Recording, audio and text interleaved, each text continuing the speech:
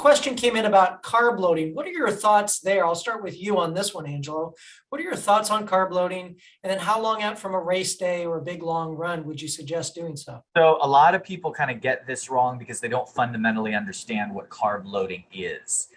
Generally speaking, the priority is just making sure that you're getting adequate carbohydrates well out in advance, weeks out even from an event. So your body's used to having that fuel, you're in a recovered state. Like in many sports, what ends up happening is sometimes athletes wait to the last minute. Now, I'm not saying that people don't excel in their sports and still have that last minute mentality and that doesn't end up happening, because it does end up happening sometimes.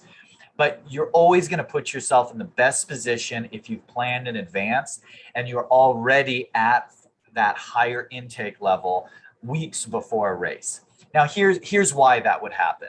Because most people that call me up, they say, hey, Angelo, I'm running this race on this date. And if they stop there, well, then the conversation's very simple, right? How do we get you better at running? Go. But they don't stop there. Here's what usually happens.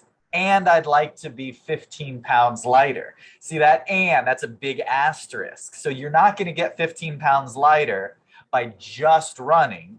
You could, but it's a safe bet we're going to have to do some dietary manipulation along with it, which means that's going to anchor our top end potential of how much we can push through you. So having some advanced warning, we can schedule out how you're going to make sure you're getting enough carbs well in advance. And then as far as the actual carb loading, here's what triggers. Your body, in response to approximately 20% increase in carbohydrates, that's glycogen replenishment, glucose uptake, all of that stuff, a 20% increase will store more glycogen inside your muscles than it otherwise would for a limited amount of time, short amount of time. We're talking about a day. So it's not like you can 3 weeks before stock all that up.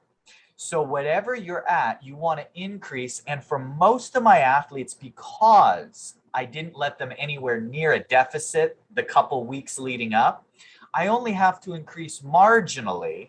And usually that's going to be 3-ish days out. Some of my athletes, if I'm worried about them really having good recovery, I'm going to have them increase a little bit more, maybe 4 or 5 days out. Other athletes, I just the day before, if they're already high in their carb intake, we might just add a little extra the day before to their lunch, dinner, late night snack.